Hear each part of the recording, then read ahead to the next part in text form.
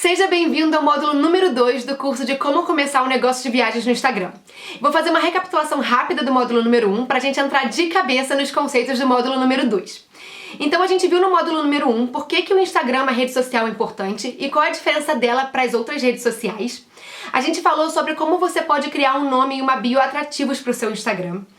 A gente falou como você pode gerenciar o seu perfil, então a gente falou como você pode colocar a foto do seu perfil, sobre as abas que você tem disponíveis no seu Instagram e sobre os destaques. A gente também falou sobre como você pode definir o seu público-alvo, né? Quem será a audiência que vai ler os seus conteúdos e ouvir o que você tem para dizer.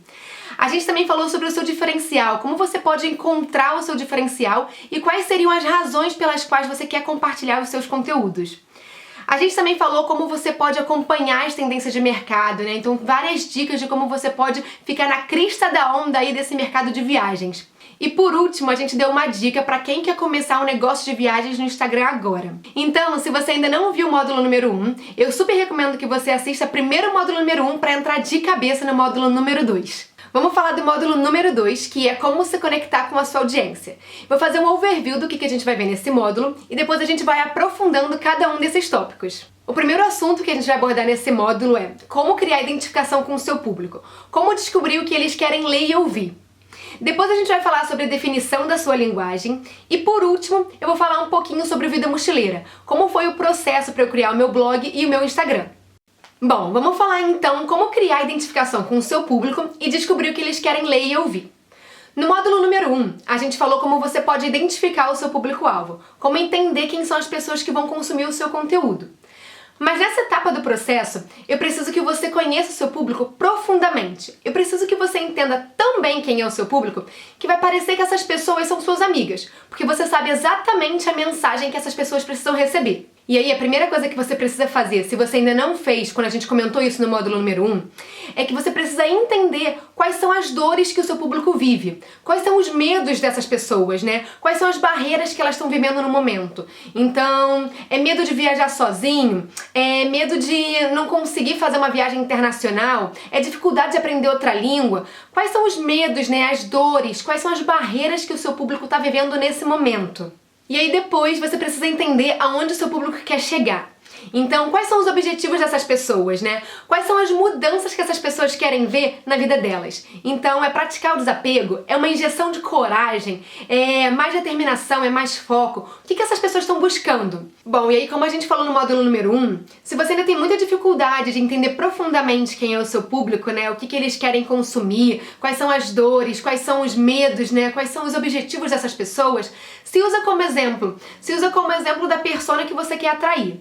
Isso se você quiser atrair pessoas baseando os seus conteúdos na sua experiência de vida. Então, basicamente, se você quer atrair pessoas que parecem com você, se usa como exemplo. Faça muitas pesquisas sim, mas você já sabe mais ou menos para que direção você pode seguir, né? Porque você é o seu exemplo. Então, quais são os seus objetivos, quais são os seus medos, o que você quer conquistar, quais são as suas barreiras. Então você já tem meio que um norte, se esse público parece com você. Mas se você quer atingir um público completamente diferente de você, faça muitas pesquisas. Faça um benchmark, que é basicamente você olhar para os seus concorrentes e ver que tipo de conteúdos eles estão produzindo e como as pessoas que estão seguindo esses concorrentes estão respondendo a esses conteúdos. Veja as publicações dos seus concorrentes, né? Veja as legendas, veja os comentários, veja os stories, veja os destaques, veja as lives, o IGTV, tudo que você puder agregar, né? Anotar como inspiração, né? Não para copiar, mas como inspiração, para entender o que o seu público-alvo está buscando, é muito bom para você dar uma direção para sua produção de conteúdo. E quando a gente descobre quais são as dores e quais são os objetivos do nosso público, fica muito mais fácil a gente criar conteúdos autênticos. Quando a gente compartilha as nossas vitórias, a gente cria inspiração.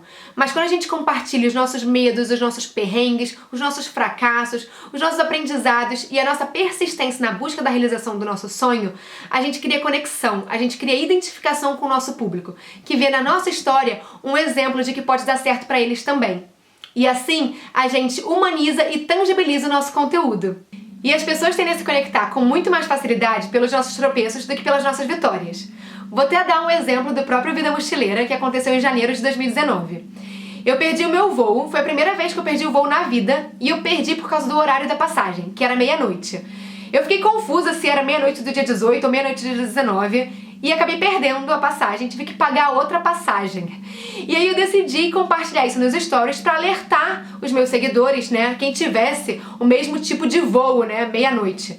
E, cara, foi surreal quando eu recebi mais de 100 directs de pessoas dizendo: Mari, ainda bem que você compartilhou isso, porque eu tenho uma passagem parecida e eu com certeza ia perder o voo.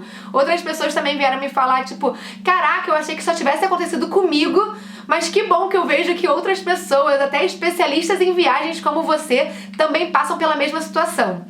Então, quando você se humaniza, né? Quando você mostra que você é suscetível a erros, perrengues, que você também tem medos, você gera identificação, você gera uma conexão mais forte com o seu público, você gera uma empatia. Porque as pessoas veem, né, que já passaram pelas mesmas situações ou que também podem acontecer com elas. Então, é muito legal quando você compartilha também os seus tropeços e não só suas vitórias. Vou fazer só um parênteses pra gente continuar seguindo no assunto de como criar identificação com o seu público. O que eu quero falar é sempre, mas sempre, crie conteúdos que gerem valor pro seu público. Tenha prioridade em ajudar e inspirar as pessoas. Porque o lucro, ele entra no processo quando o seu trabalho, ele começa a fazer diferença na vida das pessoas. Então, sempre priorize gerar valor e não só o lucro. E ainda falando sobre como criar identificação com o seu público, né? Mas agora falando mais sobre como descobrir o que eles querem ler e ouvir. Então, para você fazer isso, você vai ter que fazer testes. Não tem como você acertar de primeira. Ninguém acerta de primeira. E é muito importante você saber qual é a forma que você vai comunicar. Então, por mais que você queira falar sobre um assunto, existem várias formas de você falar sobre o mesmo assunto. Então, procura fazer testes, então cria um conteúdo, posta e avalia. Vê como é que a sua audiência vai se comportar em relação a esse conteúdo, como é que eles vão engajar, então como é que são os comentários, os likes. Faça um caderninho de anotação. Então vamos lá, você postou na segunda, 9 horas da noite, o conteúdo tal. E aí foi assim o engajamento, você teve tantos comentários e tantas curtidas. E aí na quarta-feira você postou 8 horas da manhã, o conteúdo tal. Anota, vê como é que foi o engajamento, como é que as pessoas se relacionaram com aquele conteúdo. E vai fazendo testes. Fale sobre a mesma coisa de diferentes formas, fale sobre coisas diferentes. Vá testando, é muito importante que você teste sem medo de errar. Busque sempre explorar o seu diferencial dentro dos seus conteúdos. Conte sempre as suas histórias e as suas verdades. Nunca copie o conteúdo que não é seu. Se quiser compartilhar alguma coisa que você leu ou ouviu, tente interpretar aquilo da sua forma, através das suas bagagens e da sua realidade de vida. Então, tente pensar por que aquilo te tocou, quais foram as emoções que aquilo trouxe, quais foram os insights que aquele texto ou aquele vídeo te trouxe. Então, compartilhe alguma coisa através da sua visão de mundo, através do seu próprio conteúdo, nunca copiando ninguém. E outra dica muito legal é: use o Instagram como seu próprio aliado. Faça pergunta nos stories, use as enquetes, pergunte para o seu público o que ele gostaria que você compartilhasse e o que ele mais gosta de ver no seu feed. Vamos falar agora sobre a definição da sua linguagem. Depois de criar uma identificação com a sua audiência, de descobrir o que ela espera que você compartilhe, chegou a hora de você definir qual será a linguagem que você vai usar para fazer uma comunicação mais autêntica, mais assertiva e envolvente, refletindo quem você é. Agora você precisa entender como você quer que as pessoas consumam seus conteúdos. De que forma você quer que as pessoas te vejam quando elas leem ou assistem os conteúdos que você produz. Por exemplo, o Vida Mochileira, ele tem uma linguagem super informal, expressiva e inspiracional. Então, quando as pessoas leem ou assistem os conteúdos que eu produzo, elas se sentem próximas de mim, como se fosse mesmo uma relação de amizade. E aí eu fiz uma listinha com exemplos de linguagens que você pode seguir. Eu escolhi aqui só os principais, existem muitos outros tipos de linguagem que você pode ver no Google, mas vamos aos principais que eu separei aqui. Então tem a linguagem jornalística, que seria uma linguagem mais formal, né, mais apresentando fatos. Uma linguagem de comédia, uma linguagem sarcástica, então mais brincalhona. Tem a linguagem emotiva e inspiracional, então são textos mais com sentimento, né? Tem a linguagem poética, então seriam textos mais poéticos mesmo, e tem a linguagem enfática, que aí seriam textos em forma de diálogo, insights, lembretes, enfim, existem muitos outros tipos de linguagem, e aí você precisa definir qual é a sua para você comunicar da melhor forma possível quem você é. Bom, você não precisa definir uma única linguagem para falar o resto da sua vida. Você pode escolher uma linguagem como a principal e mesclar outras linguagens nesse seu conteúdo, né? Mas é importante você ter uma linguagem como a sua principal para quando a sua audiência lê o conteúdo, ela saber que é você que está escrevendo, que veio de você, né, esse insight, essa inspiração. Então, é legal mesclar outros tipos de linguagem, mas tenha sempre uma como a principal para as pessoas conseguirem reconhecer que esse conteúdo é seu. Bom, vamos falar agora sobre os exemplos práticos do Vida Mochileira. Como foi o meu processo de criação do blog e do Instagram. Pra gente falar sobre isso, a gente vai precisar voltar lá em 2011, que foi quando eu fiz a minha primeira viagem internacional. Eu fiquei 3 meses em Orlando trabalhando na Universal Studios, fazendo Work Experience. Foi aí que eu comecei a ter o gostinho por viajar. Mas foi só em 2012 que eu realmente peguei gosto pela coisa, que foi quando eu fui morar em Portugal, na Ilha da Madeira, pra fazer o intercâmbio universitário. E aí, que o bichinho da viagem me picou e nunca mais me deixou.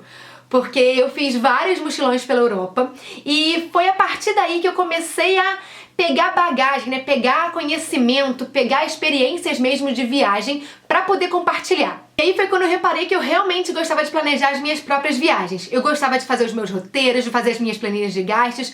Até por isso que eu nunca viajei por agência, porque eu tenho realmente paixão por fazer os meus próprios roteiros. E aí eu morei na Ilha da Madeira de 2012 até 2013. Voltei pro Brasil, fiquei mais 1 ano no Brasil até que eu tirei meu passaporte português. Os meus avós são portugueses e aí eu tenho direito à nacionalidade portuguesa. Quando eu tirei meu passaporte português, eu também decidi vir pra Inglaterra pra aprender inglês. E aí eu vim morar numa cidade chamada Exeter, que fica no sudoeste da Inglaterra. E era pra ser um intercâmbio curto, de 10 meses, só pra aprender inglês mesmo e voltar pro Brasil pra poder me capacitar na minha área, que era publicidade.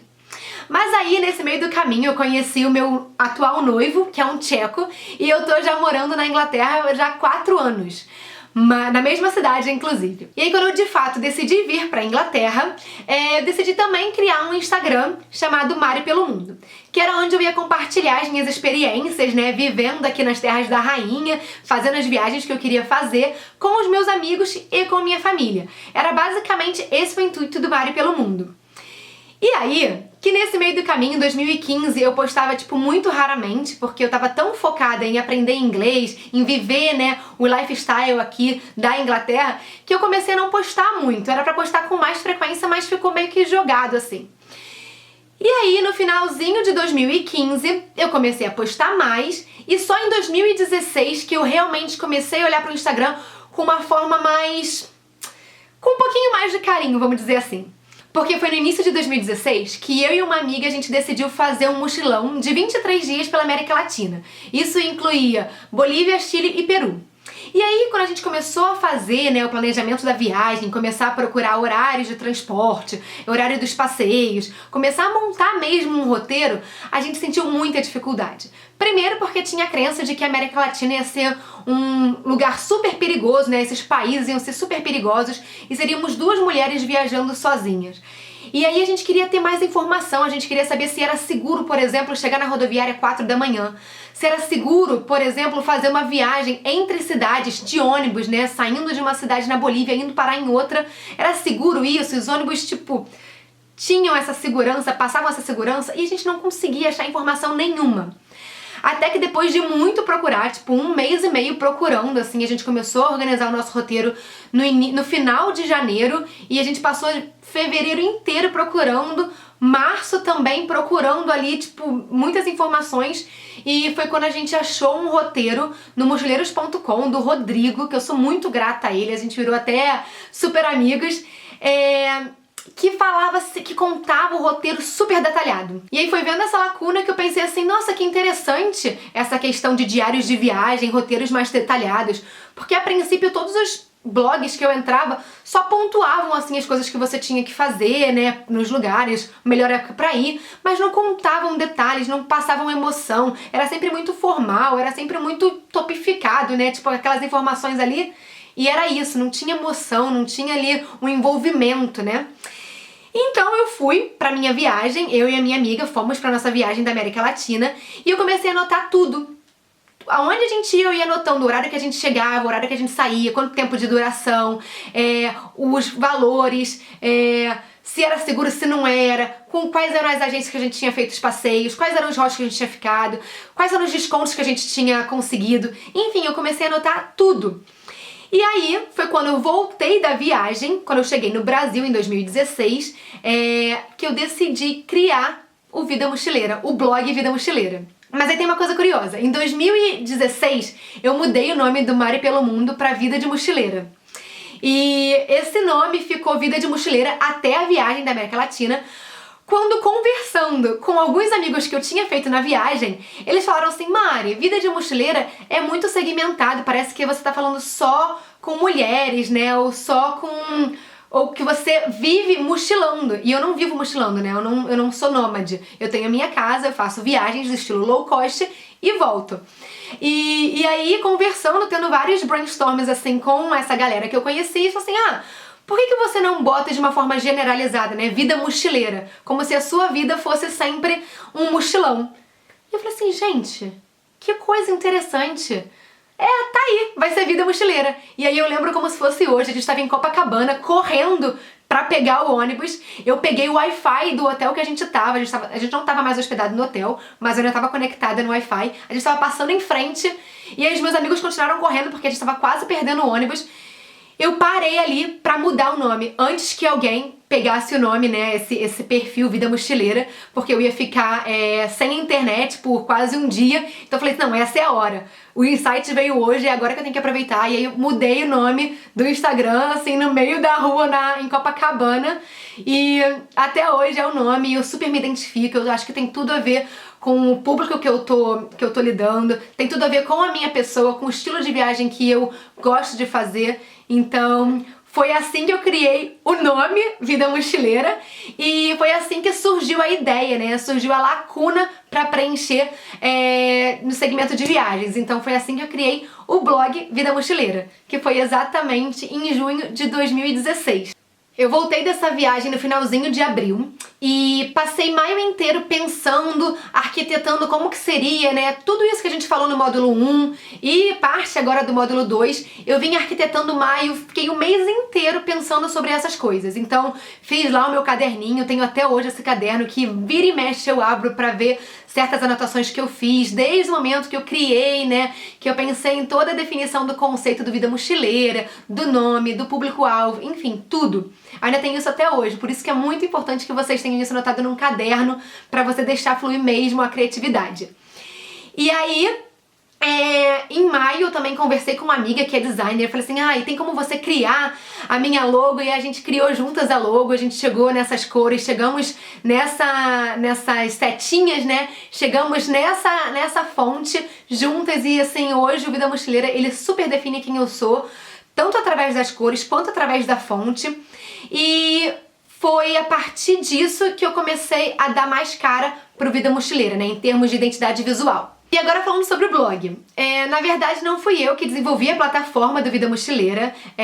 O Vida Mochileira ele tá hospedado no WordPress, mas fui eu que desenhei o layout. Então eu desenhei o layout num papel e mostrei pro meu irmão, que desenvolve sites, e pedi pra ele fazer.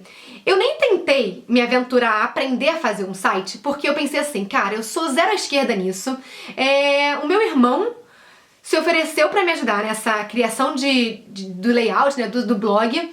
Vou deixar ele fazendo isso enquanto eu otimizo o meu tempo e crio os conteúdos. Então, basicamente, a gente se dividiu assim. Eu desenhei todo o layout pra ele, falei como eu queria o blog. Esse layout já mudou umas 3 vezes, tá? E provavelmente vai mudar ainda as outras no futuro, porque o blog ele vai se adaptando conforme eu também vou mudando. Então, conforme eu vou mudando, vou tendo mais experiências de vida, eu vou mudando o blog pra ele mudar junto comigo. Faz muito sentido isso, né?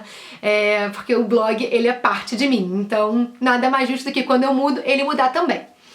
Mas enfim, o meu irmão começou a fazer o layout enquanto eu comecei a desenvolver todos os posts que eu ia abrir o blog. Então, eu escrevi 25 posts, né, assim, em 2 semanas, falando sobre o meu roteiro da viagem da América Latina. Então eu escrevi um diário de viagem com 25 capítulos, um capítulo para cada lugar, mas algumas dicas gerais assim que as pessoas precisavam saber antes de ir pra viagem.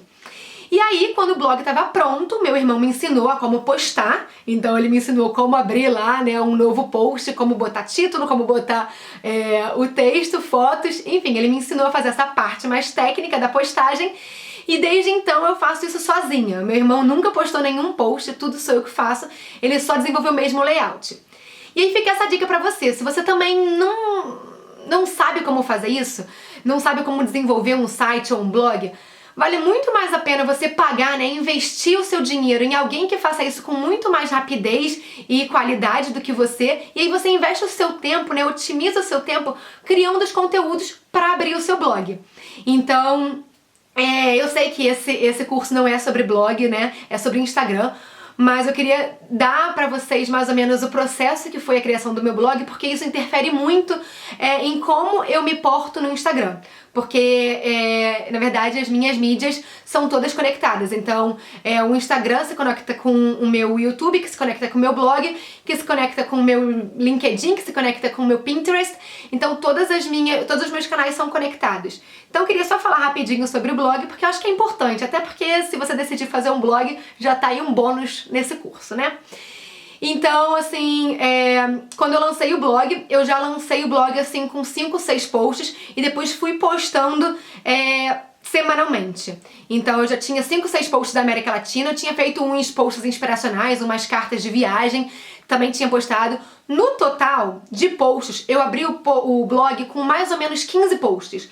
Uns 6, assim, de roteiros de viagem e outros mais inspiracionais, reflexivos e tal, que eu gosto muito de escrever. Então, mais ou menos com 15 posts eu abri o blog e depois fui postando semanalmente. E aí, como forma de agradecer a galera lá do mochileiros.com, né, que foi onde eu achei o roteiro do Rodrigo, que foi quando eu me identifiquei com esse tipo de conteúdo e vi aí a lacuna para preencher nesse segmento de viagens, eu decidi compartilhar o meu diário de viagem, né, o diário de 2 mulheres viajando sozinhas pela América Latina, no mochileiros.com. E hoje o meu post no mochileiros.com tem mais de 155 mil visualizações. É um dos posts mais lidos na plataforma sobre a América Latina, nesses países, Bolívia, Chile e Peru. Eu até ganhei um prêmiozinho de post mais lido, então, assim, fiquei muito, muito feliz com o feedback e foi quando eu comecei a sentir que esse realmente era o meu diferencial, essa realmente era a lacuna que eu queria preencher no segmento de viagens. E hoje o Vida Mochileira é muito conhecido por causa desse roteiro da América Latina. Muitas pessoas ainda acham o meu Instagram porque elas me acham no Google como busca orgânica, né, por causa desse post. Então as pessoas chegam no meu blog e chegam no meu Instagram. É por isso que é muito interessante você ter vários outros canais, porque as pessoas conseguem te achar de várias outras formas. Então, só recapitulando, para não ficar muito confuso, em 2015 eu criei o meu Instagram Mari pelo Mundo. Mantive a mesma audiência, as mesmas postagens e só troquei o nome para Vida de Mochileira. E aí foi só em 2016, durante a minha viagem pela América Latina, que eu decidi trocar o nome de Vida de Mochileira pra hoje, então, o nome Vida Mochileira. Nesse um ano, entre Mari pelo Mundo e Vida Mochileira, que foi exatamente isso, um ano, o período de troca de nomes, porque eu criei o Mari pelo Mundo em abril de 2015 e troquei o nome Vida Mochileira em abril de 2016. Nesse período de um ano, o meu crescimento no Instagram foi muito lento, muito lento. Porque eu não me preocupava com todas essas dicas que eu dei pra vocês no módulo número 1. Eu não me preocupava com isso. Foi só então, quando eu decidi criar o blog, quando eu voltei de viagem, no finalzinho de abril, que eu fiquei o período de maio inteiro planejando o meu blog. E aí isso incluía planejar a minha marca, né? Planejar o Vida Mochileira. Então eu parei, sentei, vi a questão do público-alvo, diferencial, vi tudo isso que a gente conversou no módulo 1, eu parei pra ver isso com carinho.